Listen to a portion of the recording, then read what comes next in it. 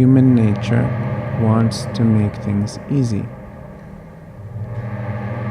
But at the same time, our thirst of ingenuity creates complexity. And we hit these ceilings where we cannot handle any more complexity, and then we just simply create a backfill of simplicity. And then we start to crave a new form of insight and understanding, so we start to build once again into complexity. And then we rest into simplicity. Do you know what I mean by that? Have you ever had that experience before?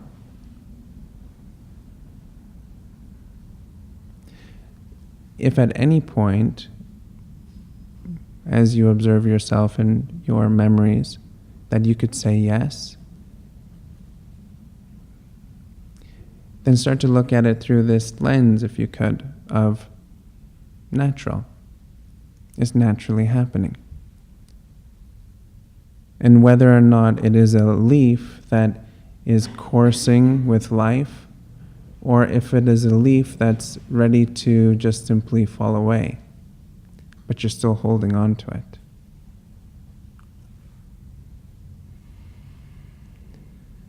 Whatever is creating the complexity, whatever is aiding in your simplicity, is a part of your human nature.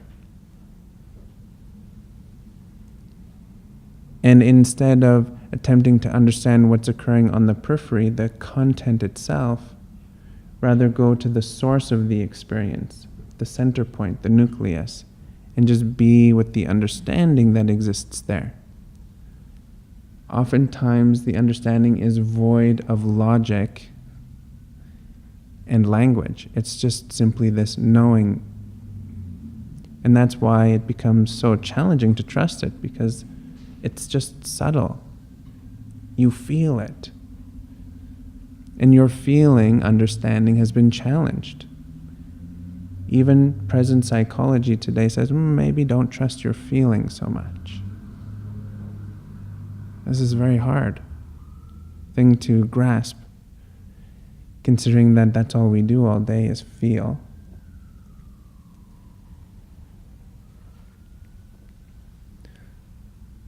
But maybe it's not that we cannot trust our feeling, but rather we must cultivate the understanding of how the feeling expresses itself,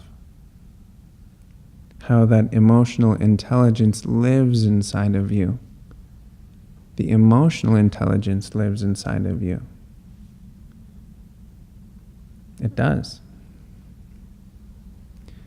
So if this intelligence of the emotion, which is living inside of us, is continuously speaking, expressing, imagine how good it is at that.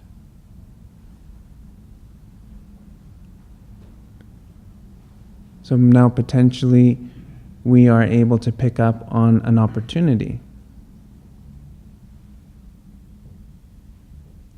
of how the emotional intelligence can then begin to serve on a new height, along with this developing understanding as to how to free ourselves from the periphery of our language and go to the very nucleus, the very center point of its meaning and expression.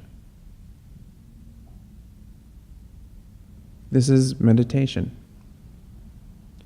teaching us how to quieten down all the language and sounds and go right to the very heart of the matter.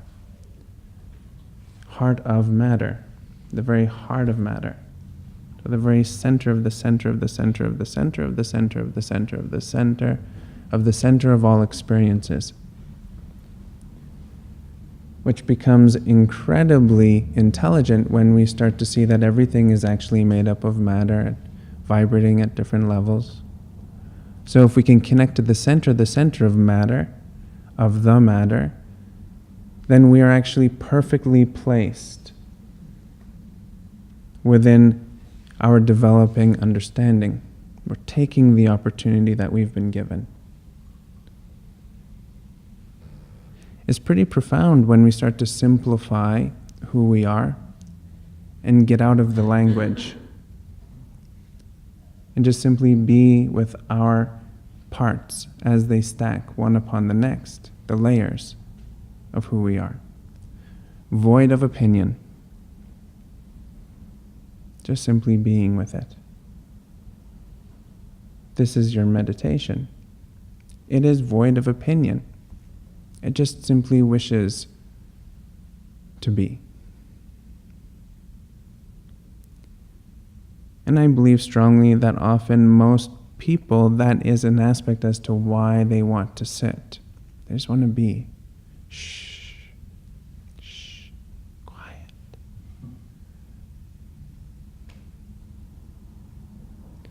So not to get frustrated with oneself or others, but rather know that everything is on time. It's always like that. It will always be like that. And just simply taking on those small pieces of opportunity when you remember, when you recall, oh yes, I'm just being, or oh yes, I'm at the center of matter. Just when you recall it. But when you recall it, remember that you recalled it. And say, good job. Literally, good. Simple little steps. Because we are talking about you. You are the most important. Just like I am the most important. So we want to develop ourselves in such a way that we can understand the ease and simplicity that exists within the inquiry.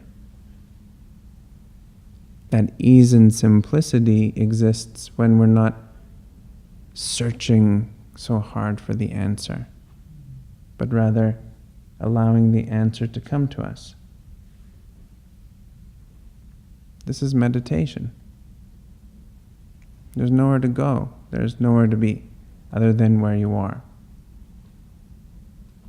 There's no Google. There's no books. Just simply asking the question through a nonverbal communication and receiving the answer through nonverbal communication. No dialogue. That's pure. And we want the observer to become increasingly more present within that transaction, within the transmission which is occurring between question and answer. So void of language means that it's unbound, and the understanding can now go across all experiences which one has.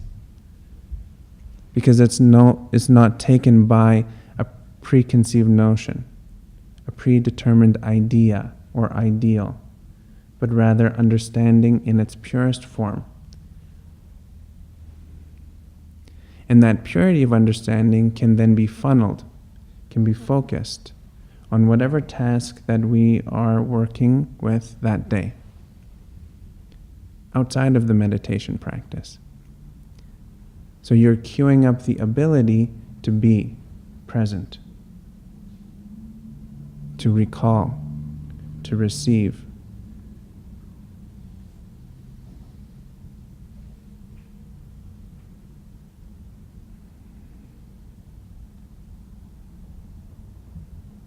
You may notice that through your development of this center point, of this understanding,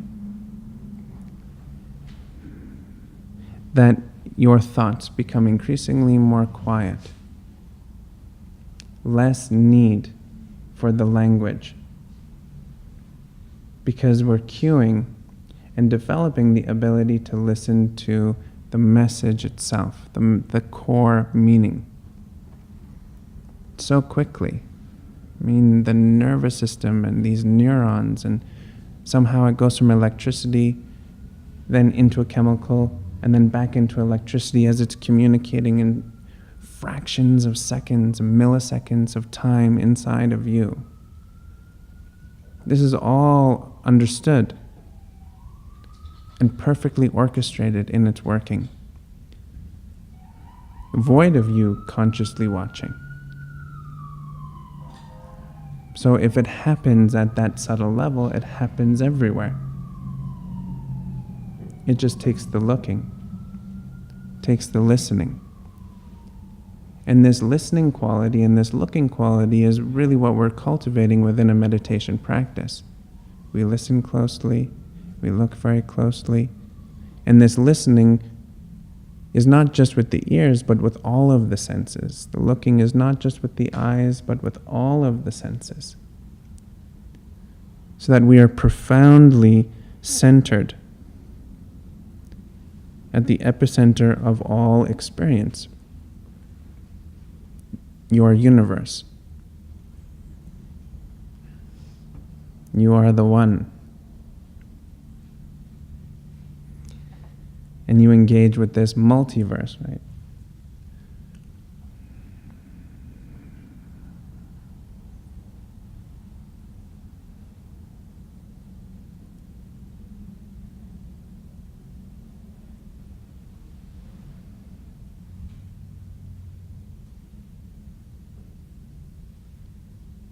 I feel that it is profoundly important to empty the content in one's mind. In achieving a still point where there's no activity which is occurring that could distract you, and that you can then become purely engaged and absorbed within a recharge directly from your source of nature. Directly from your source of nature.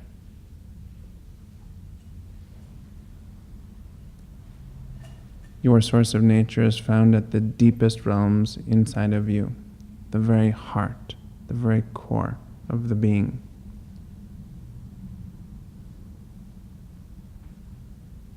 And then all else are our tools, our instruments of relating, just like a tree, to this nature.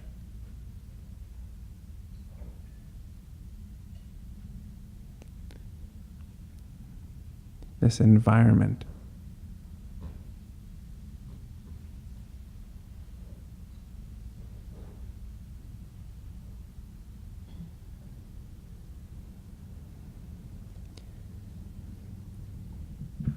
The inability to do that is also okay. If there's no still point, you're saying, what are you talking about still point? And I know that modern science and many mind explorers say that there's no such thing as a still mind. There's no such thing as no thought. We are always thinking. Really? Is that true? This is the thing with opinion. We don't know. So who are we listening to here? Are we listening to me?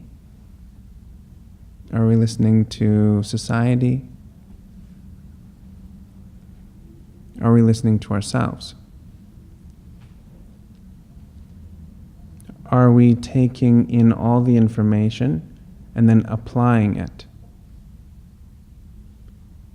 in a way that we can start to discern for ourselves what is true? Well, within the yogic science, it is a reality, a still point of mind. But the beauty within the science is that it's not true until you prove it. None of it is true, actually, until you prove it. My position is to aid in your development within your meditation. That's my function at this moment in time. And I am giving you instruction. I am pointing out specific aspects for you to look at And whatever you glean onto, then that's actually for you to take into your meditation practice. But never is it true until it's absolutely proven. And in that, the yogic science ensures truth, proof, and longevity. So the truth is when it's shared. It must be a shared opinion. And it has to go beyond opinion. Without the collective clearly experiencing that which is said by an individual, there is no opportunity for sounding board.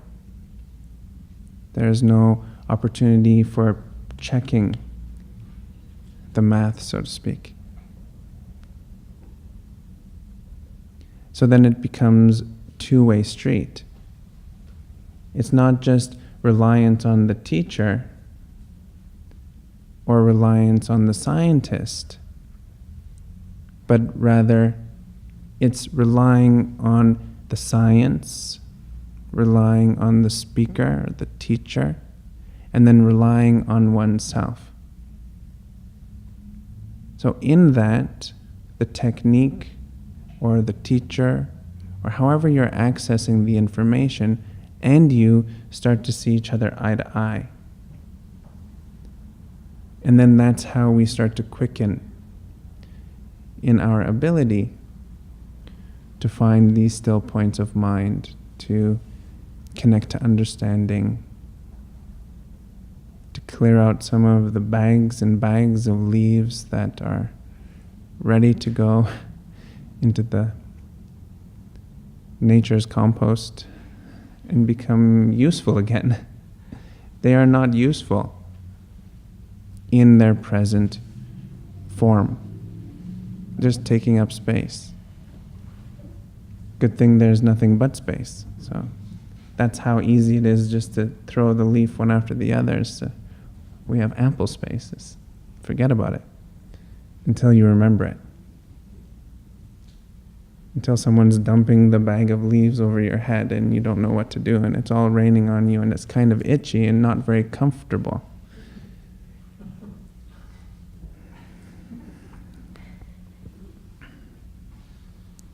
And then that's the moment where we say, where's that meditation cushion again?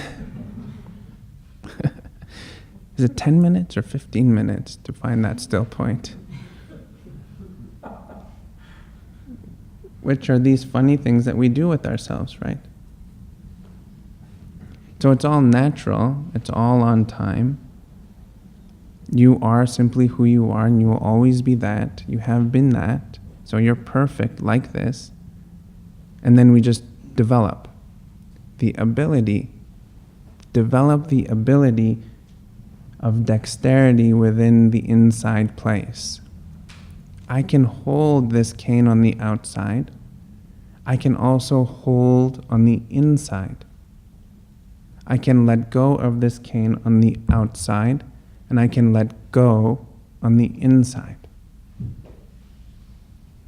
I can choose where I'm looking on the outside. I can choose where I'm looking on the inside.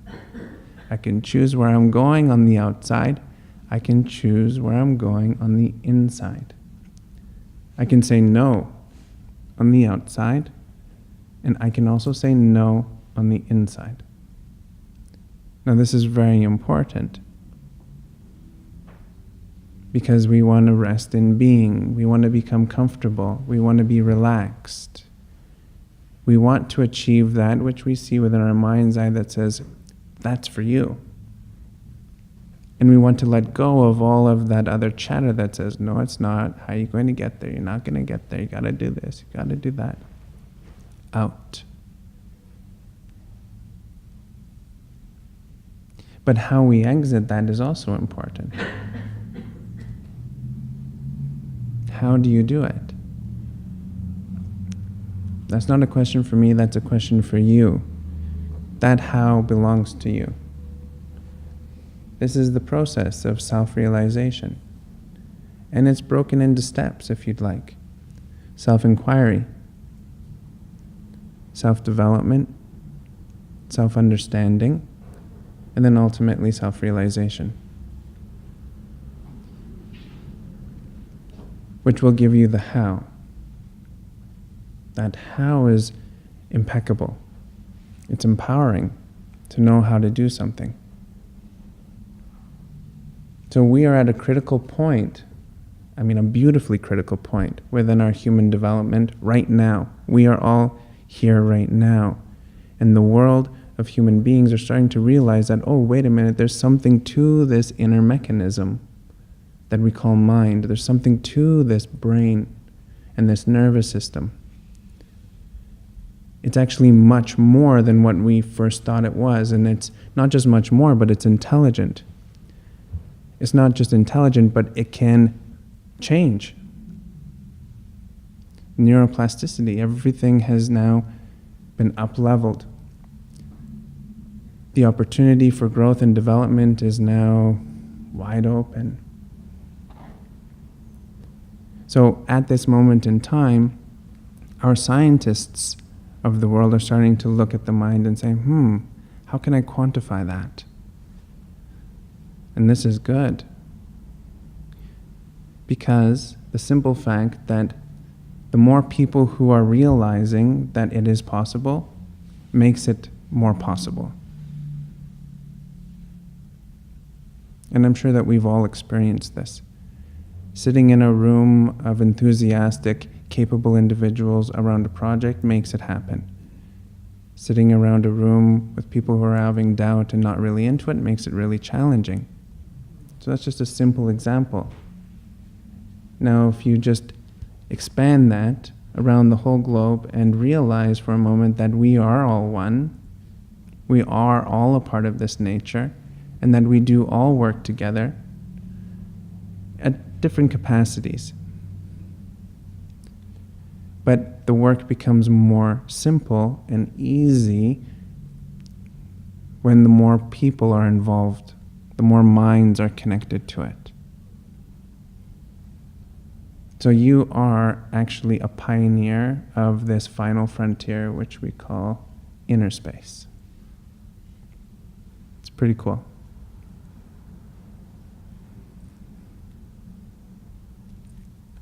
Any questions?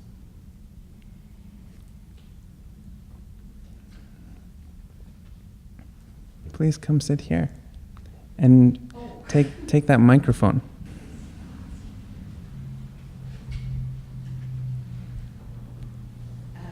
Intention.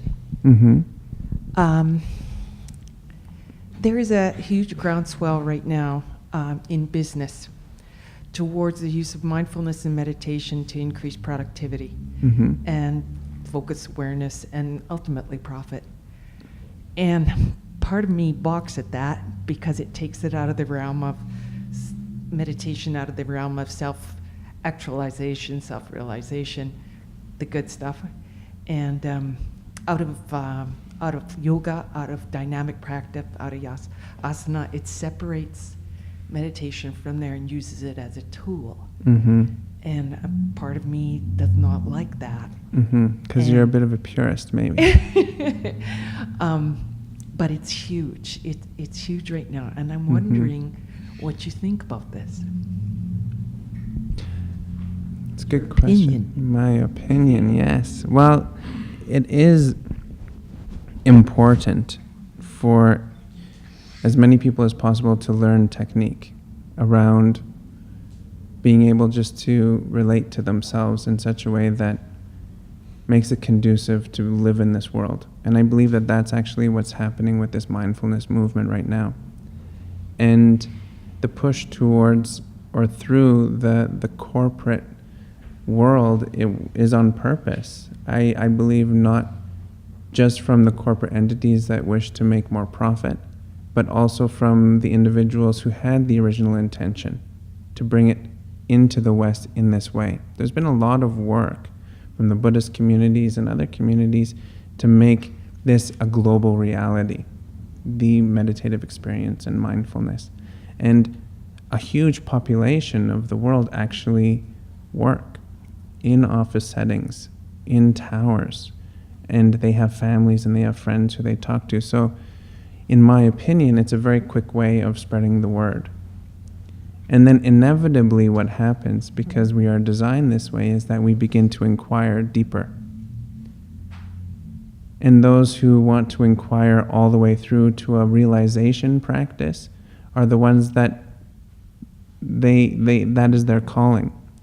Not everybody is actually wanting that more pure sense of the word meditation so they can reach that pinnacle state of spirituality. So as it rests and settles and finds its footing and seat, so to speak, within our societies, within our world, there's an up-leveling of the human capacity, their mind capacity, and their ability to work together. And I think that that's really what is the benefit, void of what the corporate heads may or may not say, but that's the function, is that it enables people to see through into the truth of what that person is saying to them, void of their emotional hang-ups. So now all of a sudden communication becomes clearer and both parties are more relaxed. And I think that that's really, for me, the focus, that good quality that's starting to just go everywhere. Corporate reality is that.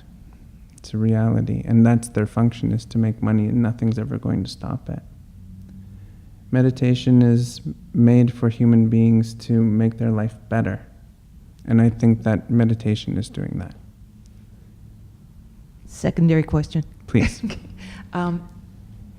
Does it matter that the way you've taught us Yes. to do meditation is sort of an endpoint that we start with asana, and we set up the body sort of as a portal to the mind. The asana is a portal, right, to relaxation, to comfort, to the mind. Does it have to be like? No. I mean, well, yes. Do we have to? Do we have to? Yes and no. Because we can say asana as being the physical body's posture, and we don't necessarily need to go through a series of movements in order to get to that seat. If we want to be more esoteric with it and get to the comfortable seat that we've been talking about within yoga for thousands of years, then yes, we have to open up the body. But what naturally happens is that the body will come first. And that's the logic of the yogis for so many years is, oh, wait a minute, this is the playing field of our reality, and I must use it to sense through all of this, so why not get it very clean and open? But it's not a necessity. Yeah. But it layers. So first there's body, and then there's breath, and then there's mind. And then there's that X factor, that quantum reality that we all feel or see, or we at least live in. And so it's always that layered effect. It's always those four pieces. And then whatever exists within each one of those pieces. So we don't have to, is what I'm saying.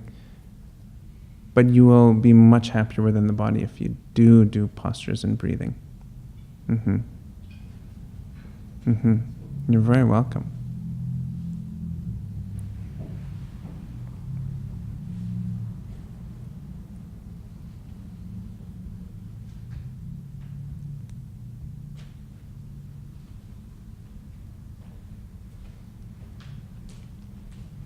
Namaste. How are you, good sir? Good. Rameen, how are you? Very good. I guess a little bit today and more so last week we were talking about expansion and building capacity within ourselves, but also you talked about having a mentor and how that can help throughout our journey. I've been lucky that I have a mentor who's helping me largely like in my professional role, but I feel like he helps me personally a lot as well. What's interesting is that it feels like everyone who I work with, everyone who like I'm surrounded with and have intimate relationships with at work, they kind of like have kind of geared me towards him, and for some reason it's just kind of worked out that I've been connected with him and we have a deep connection that way. I don't know how that happened, but what I'm wondering about is that like with that relationship, as I like understand myself more, I sometimes wonder about when I should be doing things that I think I want to do versus following the advice of a mentor. And if he gives me advice or some suggestions and I listen to them, if I disagree, is that actually me disagreeing, or is that like a childish version of me rebelling and not wanting to listen to somebody else tell me what to do? So yes. It's tricky. And and the weird thing is that like when I like perceive him overall, like I look up to him a lot and I think he's like an amazing person, but I don't think I'd want to be just like him. Mm-hmm. And yeah, just it doesn't feel like that's like my end goal, but there's a lot of amazing things about him, so that's why it's a little confusing for me right now. Well, I can see how it is confusing, and I also really love how you just answered it. I don't see it. But that's the beauty, and that's exactly what we're talking about today, is this ability to understand without necessarily knowing it all yet. You mentioned that you don't really see yourself wanting to be exactly like him, and that's a bit confusing. So the statement that you just made is actually the answer right there. So now you've solidified that. I think that that's probably a good choice, that you don't necessarily need to be everything that he is. You don't have to. So now it's taking that statement which you just made and elongate it throughout your relationship, your professional relationship. And what is professional within that? That is honing and developing your skill of whatever it is that you do. And then what is not in that same arena of professional, and it's actually in your life. Your life also means your creative ability within your profession. And that should be really something that is preciously yours, and you have to have that expression intact. So you answered it. So now it's just basically taking it into not a contemplation, but an action role. Does that make sense? So to further clarify, the function of a mentor is to give you direction so that then you can find your own way. In my opinion. If it becomes too strong from the mentor's perspective, trying to make you do and be a certain way, then this falls under the category of control, being controlled by another. So keep your eyes and ears open for that. Yeah, no, thank you. That's really helpful. I think part of like what's interesting too is that I feel like a lot of his strengths are my weaknesses, and so maybe like you said, like contemplation and just continue to engage, just letting it unfold. Maybe simply seeing where it is, truthfully, that you don't want to be told what to do and you are rebelling, and where it's earnestly the line. For me, I mentor like this. Do whatever you want, but do it exactly like this.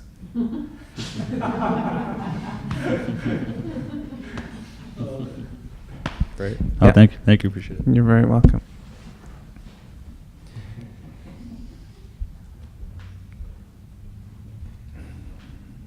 That was a funny one. Hello, good sir. Namaste. Nice to see you. Talking about this knowing mind stuff, or in meditation, there's an element that we spoke about last week, which is surrender and trust. And there has to be a certain trust. And there's a conflict within me about the personality of me, trusting the information as it comes into me. And when I do trust it, it's true. It is true. But then I question it, right? There's this doubt. My question then is this: are there techniques that will aid one who's on this path to overcome that mistrust of that knowing that does come to them? Yes. And are you able to share those techniques, or? I am. And You're going to laugh. Okay. I like laughing. It's laughing yoga. That's good. But the technique is meditation. I know. The funny thing is it happens in meditation. Exactly. It happens in meditation. And it's about this center place. Okay. This being. It's about not needing to have the answer correct. You don't have to be right. You don't have to get it right. You don't have to be right. You don't have to be the best. You don't have to do the best. You don't have to be good. You just have to be. Simply be in the nature of who you are. So the nature of who you are is not necessarily going to be found from the experience of your mind. It's not necessarily going to be found from even your logic. That nature is found within your heart, literally, speaking directly to you. And from that heart-centered place, it expands, right? You feel it, and it radiates through your body. It goes past the body, out into everything else. So now what is the sensation that you understand as being clarity, as being trust? What is the sensation of that? Not just sensation, what is the taste of it? Literally, it has a taste. It's an absolute knowing. So now that which you would consider to be the understanding place, to be the one that can let go of all the doubt, this is what we want to bolster and strengthen. And then the other aspects of mistrust, we want to allow them to rest. Because you know where this mistrust comes from, but it's not about taking the mistrust and trying to bash it on the floor. No. And getting frustrated and saying, I'm stupid, I don't know how to do this. Instead, it's saying, it's okay, mistrust, you had a hard go of this. This is why you are in so much mistrust. So let me show you. Sit with me for a moment. Let me show you how this works. Not from this mental place, not from the questioning place, but from the one that already knows. The bhakta is tuned towards the divine and just simply needs to lean into it and become that. And it will give all. Okay. Beautiful. I understand, actually. I think you do. Thank you. You're very welcome.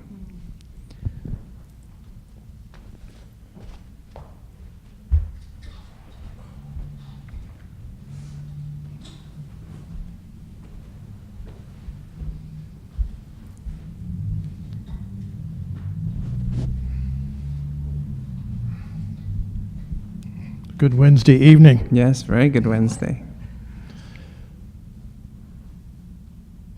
Your talk tonight seemed to be, to me anyway, fundamental to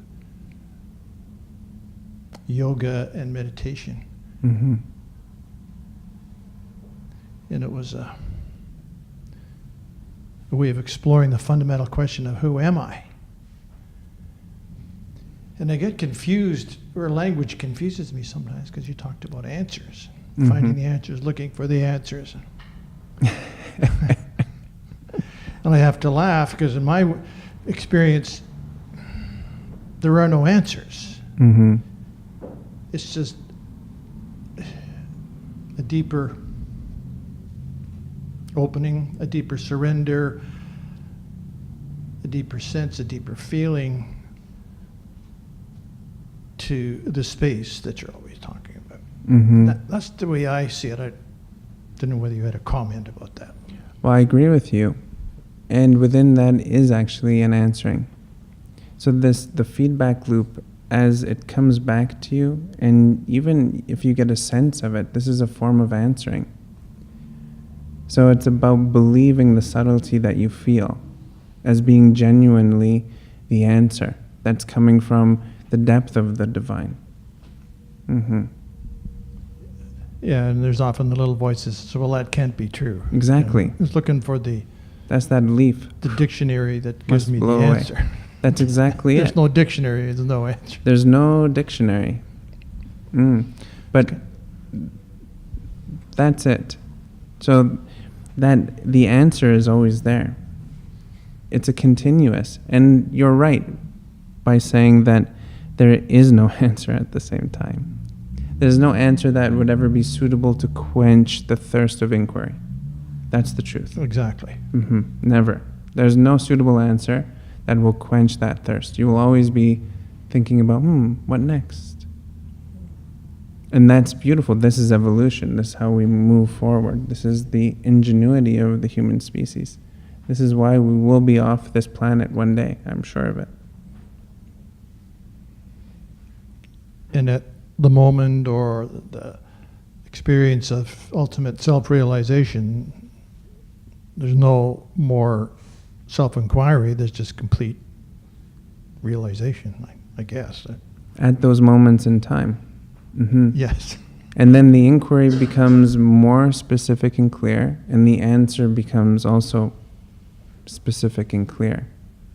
So that then there's now a trust bond that has occurred because the realization that you are already here and you are just simply in that being. You are who you are, you've always been that way.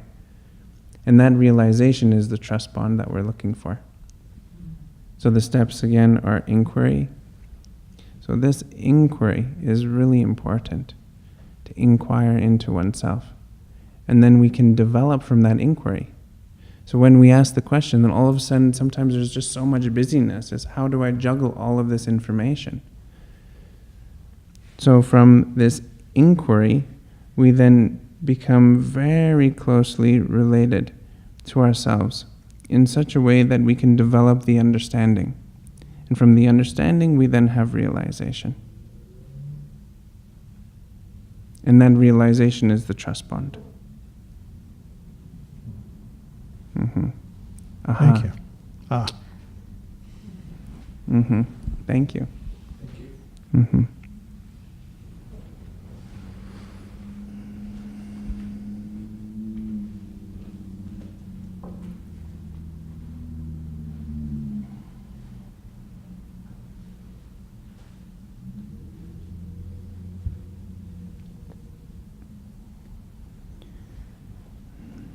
Develop through the discomfort. That's what we must do. What is uncomfortable, we must develop through that. Often what occurs is we feel uncomfortable and we shy away going the other way. But we want to develop through it. If that makes sense. Does that make sense? And again, don't take my word for face value, but put it into your own experiment and look within your mind's eye, even recalling your memory, how many times you made inquiry, all kinds of information came to you, and whether or not you're able to develop through that. And if the answer is no, well then take this on and let's see what happens if it brings you to understanding. Just to have understanding as to why your mind is so chaotic, the why is so incredibly important. Oh, that's why when I was 6 years old, this is what happened. Got it. Let the leaf go. When I was 6 years old, lots of things happened. I let those leaves go. And then I'm 39 years old and another leaf came. Imagine.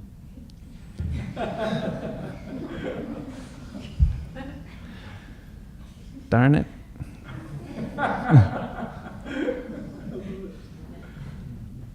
So same process, let the leaf go. It's pretty incredible, that why, to understand why. Simple, but once we understand why, then there's no need to just keep burdening ourselves with why.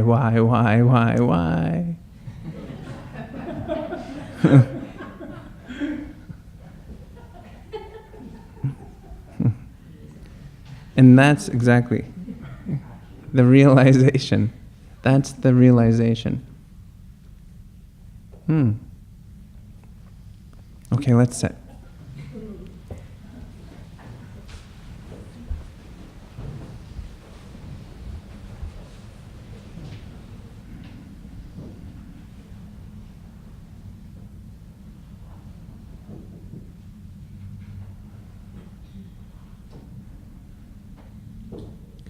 it exactly how you do.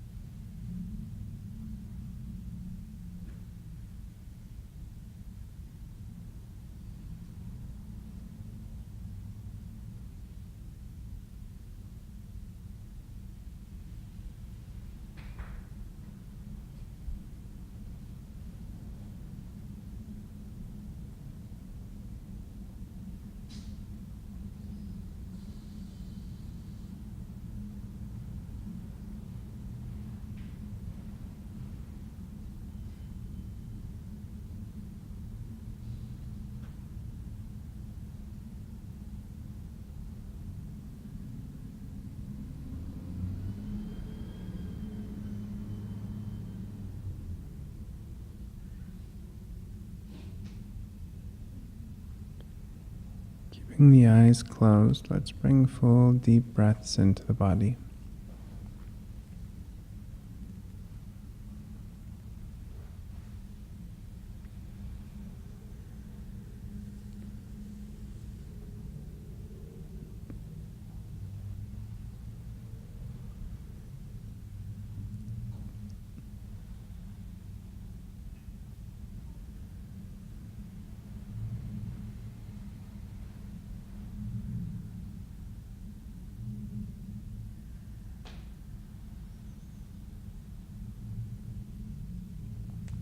Keeping the eyes closed, bring your gaze into the space just there in front of you.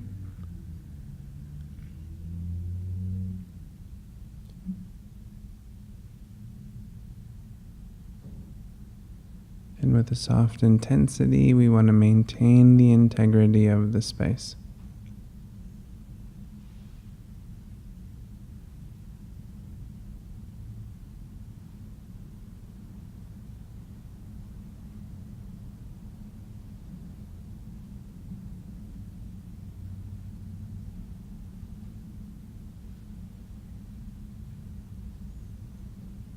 The best of your ability, maintaining this integrity, meaning no thought enters into the space, for 1 minute, starting now.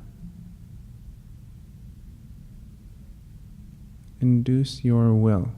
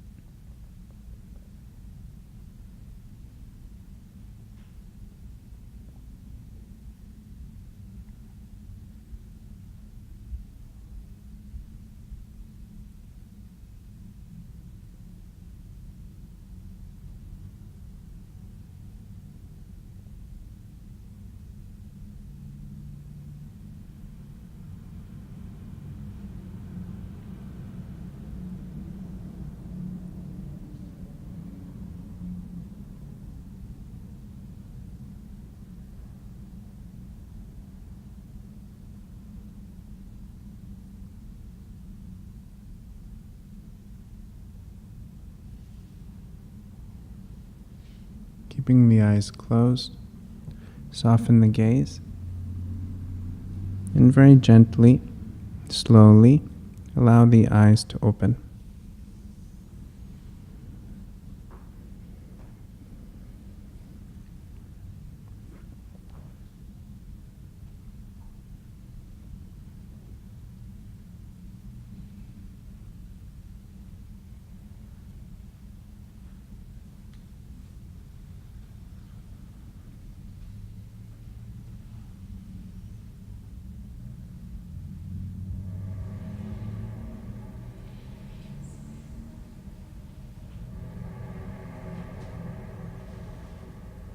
Wonderful. Thank you very much, everyone. Namaste. Enjoy the rest of your Wednesday.